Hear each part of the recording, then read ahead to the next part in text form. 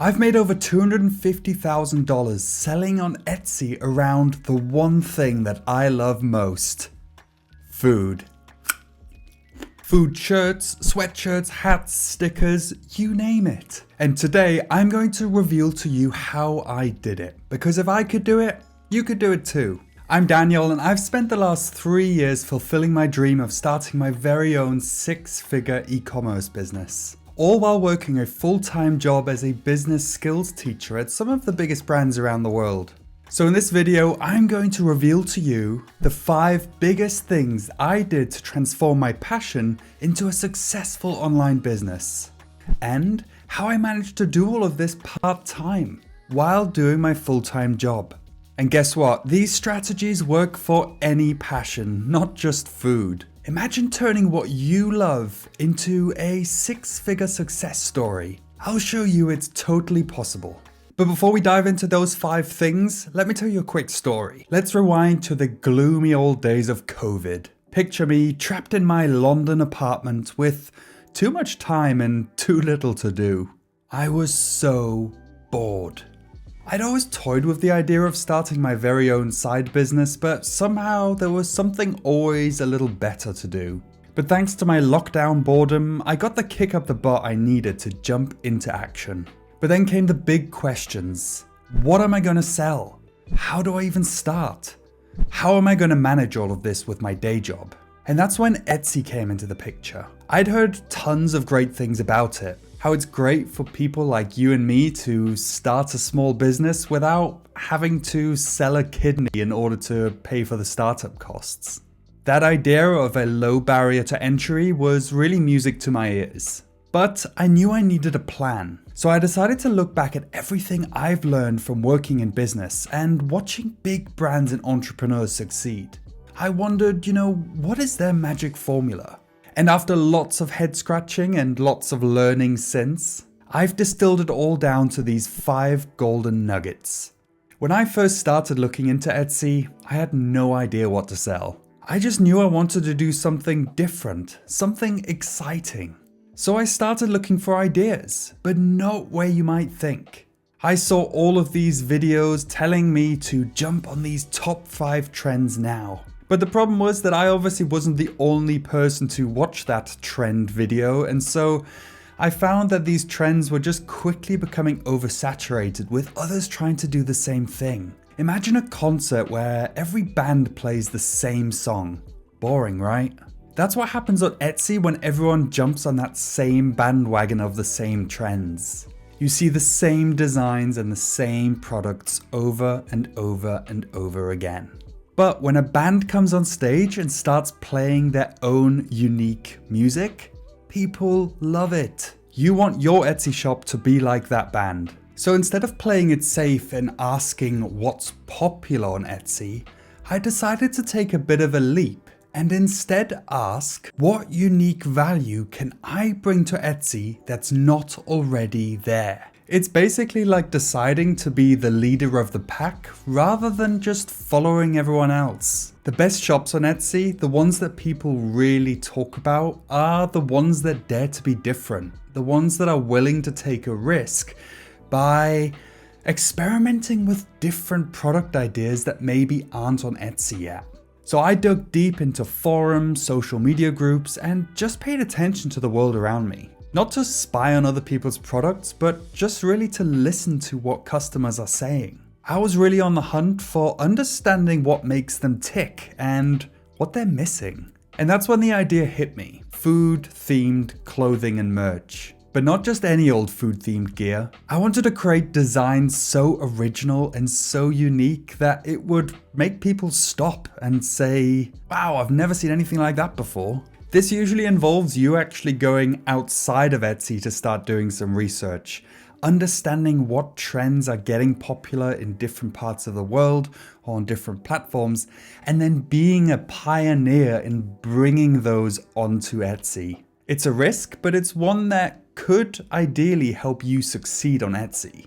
And this approach of being original was my first big step towards success on Etsy. But how did I land on food-themed clothing of all things? Well, growing up, I had no idea what I wanted to do with my life. I explored loads of different careers, but I was lost. My dad used to say, do something that gets you out of bed in the morning. And that stuck with me.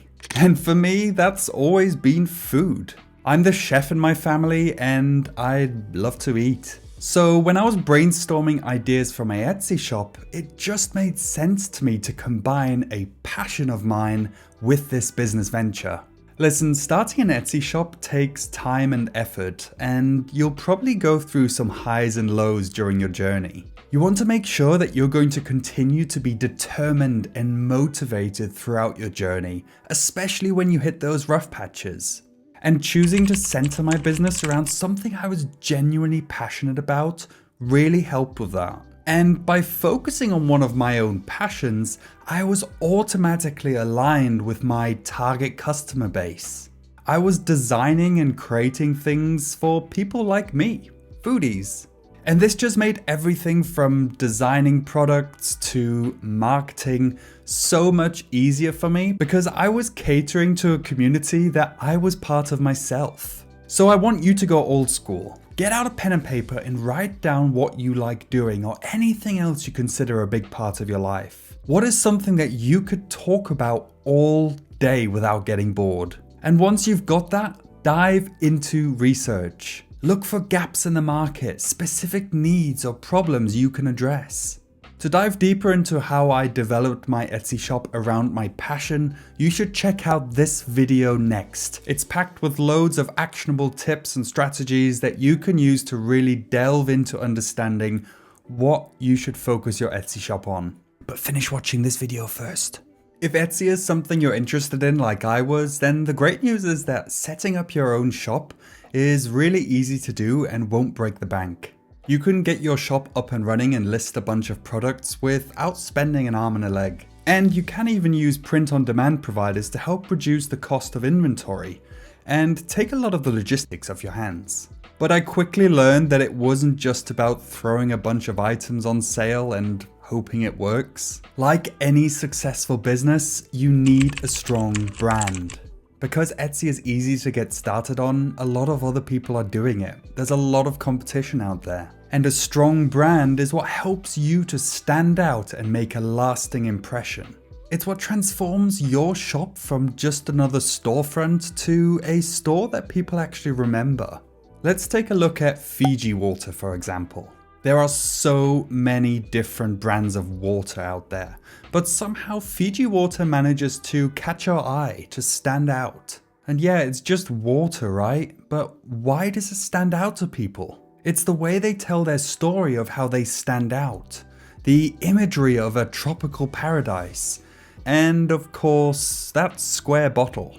Fiji water shows us how to stand out even when there's a lot going on around us. For your Etsy store, think about what makes your items special and then create your Etsy brand around that. And make sure that when potential buyers see your shop, they immediately understand what's different and what's cool about your shop in particular. This is where branding can really help. And the great news is that you don't need to be a marketing expert to get your branding off the ground. You can use tools like Canva to help get your brand basics off the ground, such as a great store logo and a banner. But if you do really want to succeed on Etsy with your brand, you need a little bit more than just a logo and a banner. There's more to it, such as understanding your target audience, creating your own brand voice, and a lot more. I'm soon going to be releasing and giving you access to a Etsy branding bootcamp, completely for free, no strings attached, right here on YouTube. So make sure you've subscribed so you don't miss that in a few weeks' time. And once it's released, I'm going to put a link to it in the description below.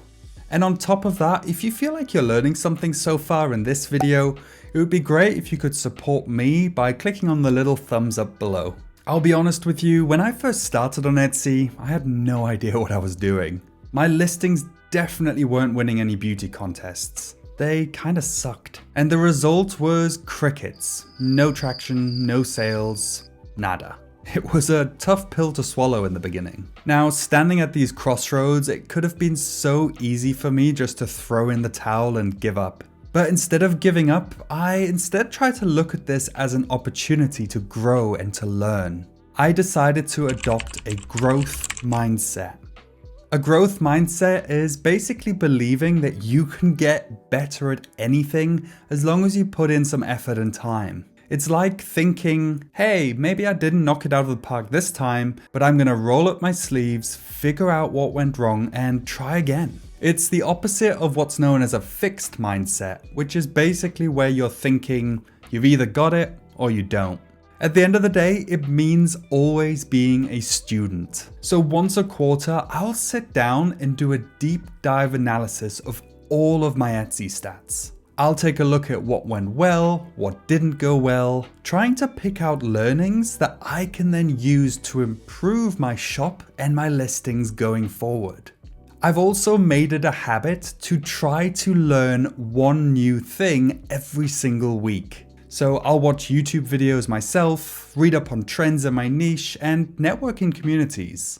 And I also try to get feedback from others. I used to do a lot of leadership training at the companies I worked at, and one of the biggest topics I taught about was giving and receiving feedback. It is so important. So I would encourage you to go out and ask others for feedback on your store, your brand, your listings, your general approach, anything you're interested in improving. And on that note, I've had a lot of requests to do store reviews, so I'm now going to open that up to you as well. If you're interested in having me review your store using my own review framework, then feel free to use the link in the description below. Listen, despite what you may have heard from others, Etsy is not a get-rich-quick scheme that will make you millions overnight. I'm not saying you can't make great money with Etsy, far from it. But at the end of the day, it's a business, and any business takes time and effort to get right. You're probably going to be a one-person show, meaning that you're the designer, the marketer, the salesperson, the customer service agent, and even the accountant. You're wearing all of these different hats, and you need the time and energy to be able to deal with all of them properly. But for me, I still had my full-time job that was taking up most of my days. And on top of that, I obviously had house admin and a little bit of a social life. One of the biggest challenges I had in the beginning stages was making sure that I was dedicating enough time to my Etsy venture, and also making the most of that limited time that I had available. So this was all about creating consistency and maximizing productivity. Instead of just working on my store whenever I had a couple of spare additional minutes, I actually made a conscious decision to embed Etsy into my daily routine. So I blocked out 2 hours in my calendar every evening. This was my dedicated Etsy time. And by doing this, I was making sure that I was giving my Etsy business the time and the energy that it really needed, especially in the beginning stages when you're just trying to get things off the ground. But maybe you can't do 2 hours a day. Listen, I get it. We're all busy bees. But even if you can take, let's say, 30 minutes every other day at a specific time, you're making it part of your routine and you'll see it make a difference.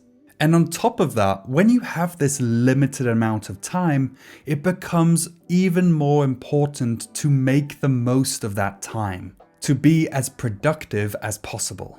One of the things that has helped me massively is to make sure that I'm managing all of my listings and my entire store from one centralized location. I actually created a listing management tool that lets me manage all of my Etsy listings from one centralized place. This way I can track as I'm developing them and can also easily see all of my research and listing information. And all of this without having to jump between different tools, websites, and my notepad. Now, I built this Etsy vault for myself for my own personal use, but I've gotten a lot of requests to have access to it. And I want to save you time from having to build one of these from scratch. So I'll soon be releasing it as a template so that you can start using it for your very own Etsy shop. I'll be releasing it soon, so again, make sure that you subscribed so you don't miss that. But now it's your turn. I want you to jump into the comments down below and let me and the other viewers know What is the number one learning that you've learned so far from your experiences on Etsy and e-commerce selling in general? And while you're at it, if you feel like you've learned something in this video, please feel free to support me by clicking on the little thumbs up down below. I'll see you in the next video.